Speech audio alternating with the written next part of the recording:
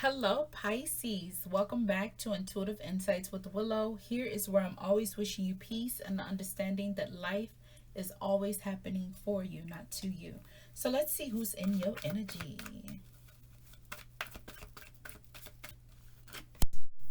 Oh, dealing with a Sagittarius? Be a Sagittarius. They could be someone that is very harmonious to you. When you're around them, their energy just rubs off on you. Everything is just smooth. Could be a person that on the opposite side of the stick, they can always be hot and cold. Their emotions are immeasurable. Okay? But this is someone that seems a bit more mature nonetheless. All right? Here we go. Let's clarify.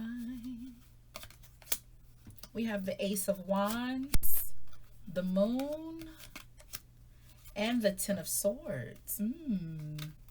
Bottom of the deck is Nine of Swords. And then we have the Knight of Swords. All right. So you're dealing with an individual who is, one, very attracted to you. Two, not very verbal with communicating how they feel about you. Like they're not verbal about their emotions, but they might be physical with it.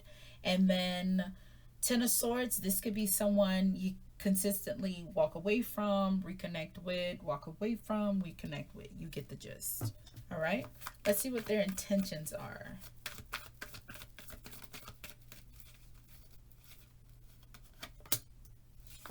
Ace of Wands, 1, 2. Okay. Four of Cups at the bottom of the deck.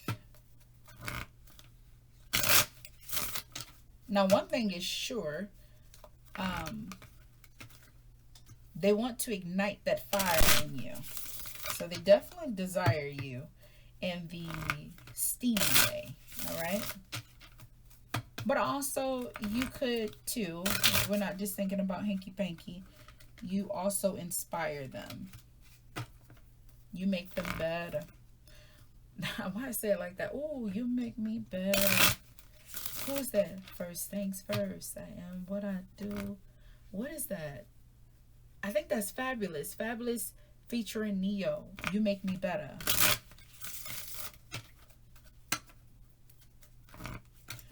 Dynamic duo. Batman and Robin. What other man don't like him is that man problem. Yeah, that's that song. Let's clarify. Ace of Wands. Ooh, why you do that? You have the Devil. Devil just been showing up and showing off this last half of the readings. The Devil's like, come with me if you want to live. So you have the Devil, the Ten of Wands,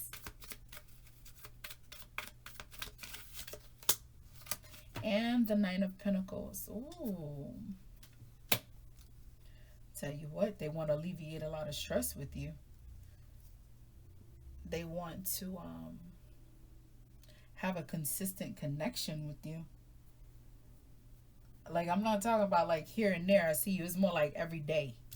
Like you just, when you look, bottom of the deck is Four of Cups, yeah? And then you have Three of Wands. This person, I mean, you ignite them to do anything. This passion that they have for you, you make them better. Yeah, I already said that, but I guess I needed to reiterate that for you. Here we go. Outcome between the two of you. Every little thing that we do should be between me and you. The freaky things that we do. Ten of Swords. You got Ten of Swords here. 10, 10, and 10. I did say that it's like an individual you probably off and on with. Look at that. Eight of Swords at the bottom of the deck. Let's clarify the Ten of Swords so we see which way we are looking at this. Is it coming to a close or is it paving way to a brighter future? We have Hangman. We have the Hierophant. And we are going to keep that Ace of Pentacles. What's at the bottom of the deck? Page of Swords. So this is definitely heavy on the heart. What this is, I think this is already an ending. I think there's been a close between the two of you, and it's constantly off, on, off, and on.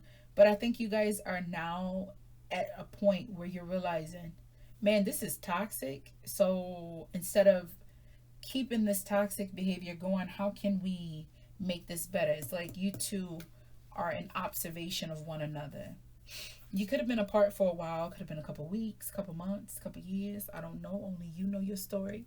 But what I do see here with the Hierophant and the Hangman, it's like you're learning from this. You're learning from this experience. You're starting to realize, like, this is a person you just need to have in your life. Mm-hmm. Start seeing things more on a positive spectrum than on a negative, and maybe you guys are learning to maneuver through those negatives. Here you have the Ace of Swords. Ace. It's the eight of swords, okay? When you got the Eight of Swords at the bottom of the deck as your advice column, pay attention to things. Understand that being right is not always right. So, like, but you get what I'm saying. Like,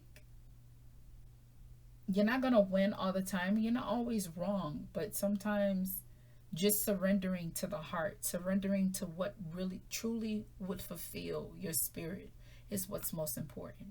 Think more in matters of the heart versus the physical, especially in the form of the flesh, because clearly this isn't just about hanky panky between the two of you. This is so much more.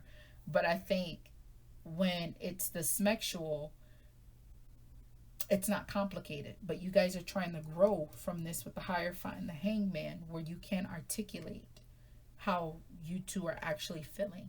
It's not just about the heat between the thighs. You know what I mean? All right, that is what I got for you, Pisces. I hope that this video resonated with you. If it did, give your girl a like. Also, subscribe to my channel if you enjoy this kind of content. I want you to always remember to play the hand that you are dealt to the best of your abilities. Regardless of how it may seem, you will do well to remember that no matter how things look, you got this regardless. Just always reassure yourself that, like, this looks shitty, but hey, I got this. You know, because if I'm going to bet on anybody, baby, I'm going to bet on me. You know what I mean? All right. I'll see you in the next video. Bye.